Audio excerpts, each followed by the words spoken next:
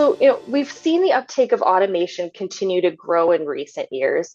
So, I just wanted to talk a little bit, maybe to start our conversation this more today. How are you seeing the current state of the industrial automation market? Are people still investing in automation technologies? Are you still seeing growth in this area, or kind of just where is the market at today? The market's been kind of slow over the last couple of years. There's a lot of companies that are just managing with what they currently have, and we did start to see an uptick in business in 2026, but it seems to maybe be even leveling out this year. So we really don't have a good idea as to where things are headed in the next couple of years. Richard, do you have any idea? What have you seen?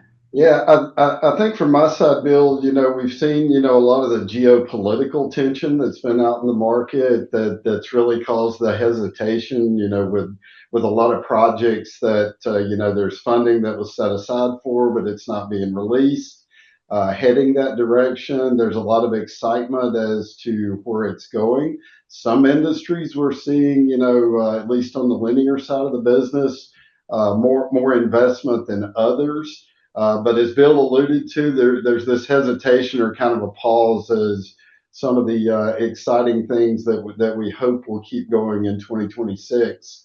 But we know that will in the future as it keeps going. So there's a lot of good stuff out there, and excited to see it get it released. So Joaquin, anything else to add to that? Yeah. Just to follow up on that one, it is going to build up, regardless of what's happening today. I think the future is showing up. There's always a lot of interest for automation. There's always a lot of changes in the market. Resources are different. People are learning more stuff. People want better quality products and all this stuff, and that's pretty much accomplished with automation. So hmm the hmm future will be good. Yeah. Okay. Excellent. So what maybe are some of the specific industries or applications where you guys are currently seeing more interest in automation solutions? And are there somewhere you're seeing it more than others? And if so, what are those industries or applications where you're seeing more of those investments in automation? I can take that one to start with, Sarah.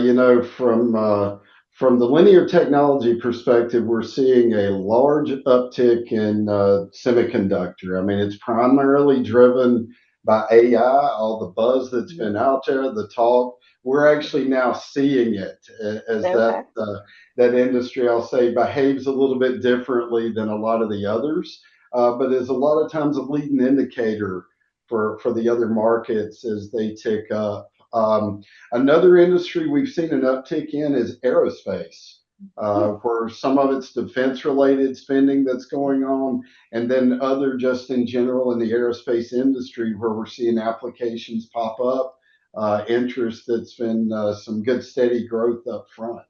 I mean, so we are seeing an uptick in the defense industry. That's a couple of our biggest customers this year have defense-related projects or are part of the defense industry. So we expect to see a definite uptick in that industry.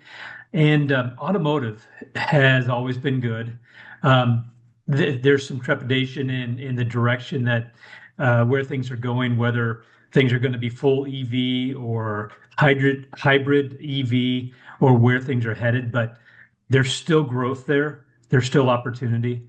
So those two markets are really what we're depending on, primarily this year.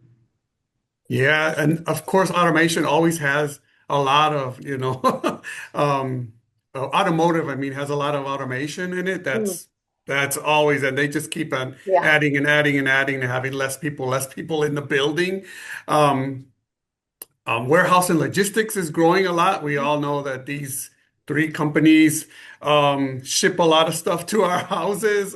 So they kind of want to automate all of that stuff Yeah. inside the warehouses. Have as few people as possible, have everything automated to get our stuff faster and to Mm, not break the stuff and not lose it. So warehouse and logistic has a lot of one market we're trying to get into. It always has automation.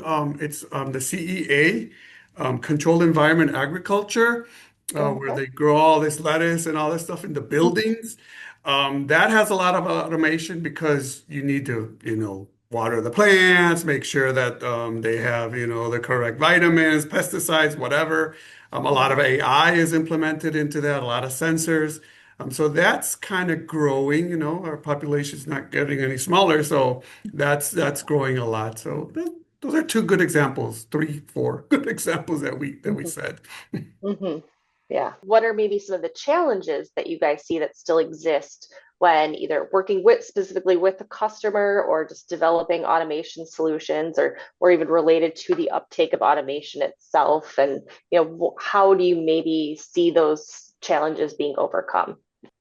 I think from my side, some of the challenges I see, I alluded to semiconductor being a big push, earlier, and industry expertise in that environment. You get into the environmental side of it, and this, holds true for some of the life sciences sector and other industries as well, to where now you're seeing automation in these areas that now, if you have an example with semiconductor would be a clean room environment to where you have to meet a certain specification. Now, can your linear actuator actually perform in that environment? What type seals are being used, contaminants, et cetera, that you could get in the environment? And with that, it drives development towards new product with it. And similar to my example with the electromechanical cylinders, having to operate, larger sizes, it just drives a new trend in the industry that not only ourselves but our competitors, you really have that need to have those sizes and or be able to modify your existing portfolio to fit in those environments and make them work. I'll go back to the first answer that Bill said. Um, the justification on the return on investment is the challenge. Yeah.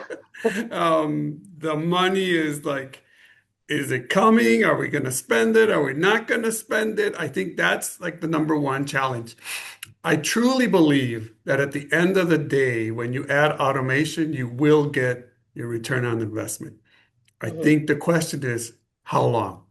Yeah. How long is it going to take to get this return on investment and start making money? That nowadays is a truly, truly big challenge. What is it? The other one, knowledge, I guess, knowledge. Now we're all talking about the buzzwords, right? AI, edge communication, remote connection, statistics, and make collect the data. But collecting the data is one thing, but the challenge is making useful information of that data. I think that's another challenge that we have. We have all these specialist people of making useful information of the data. I think that market or that resource pool has not grown as much as it's required nowadays.